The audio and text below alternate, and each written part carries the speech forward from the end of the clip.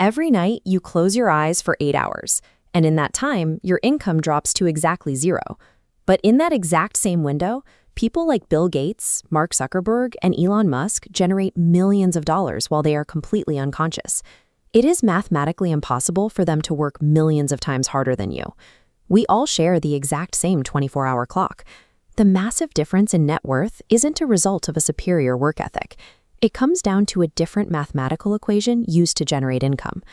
Most of us are taught a very specific formula for survival. You take your physical hours, combine them with a specific skill, and trade them for a fixed paycheck. This diagram plots time worked against income. They are directly locked together. Work 1 hour, the line moves up. 10 hours, it moves further. But eventually, your time hits a hard biological ceiling at 24 hours. The income line flatlines. You cannot produce another cent. If your paycheck requires your physical presence, true financial freedom remains mathematically out of reach because you simply cannot scale your time. To break that biological limit, you have to engineer a separation between your waking hours and your bank account. This is a deliberate strategy called decoupling. The ultra-wealthy are almost never paid an hourly wage. They are compensated purely for their ownership of self-sustaining entities. Take Bill Gates. His wealth is derived directly from the millions of Microsoft shares he holds, completely detached from whether he spent his day coding or sleeping. The same rule applies across industries. Elon Musk's net worth fluctuates based on his ownership stakes, not his personal labor output. These underlying companies are sprawling networks. They employ thousands of workers and operate global systems around the clock, producing value independent of the founder's physical presence. That is the precise definition of an asset, a machine that continuously prints value without requiring your constant supervision. This brings us to a stark behavioral divide in how different classes deploy the money they do manage to earn. The vast majority of the working class takes their limited salary and immediately trades it for liabilities.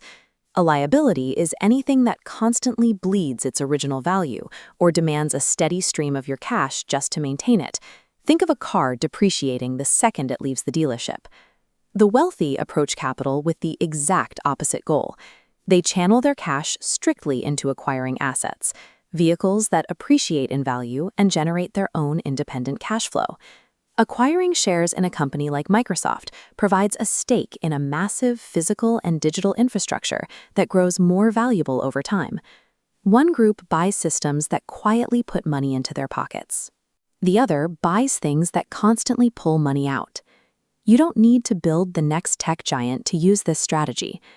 The public stock market is designed to let anyone purchase fractional ownership of these exact same wealth-generating machines.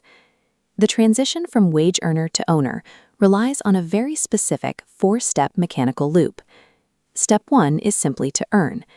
This is the unavoidable starting point, where you trade your time for that crucial initial seed capital. Step 2 is to save.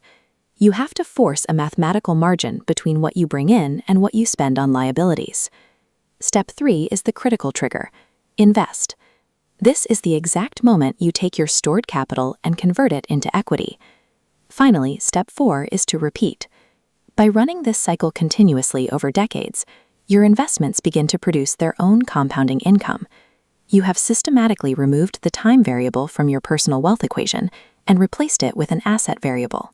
Because this process relies heavily on compounding returns, every single day you wait is a missed mathematical opportunity.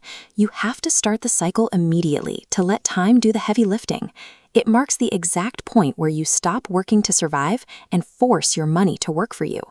Building an asset engine allows you to reclaim the one truly finite resource: your time.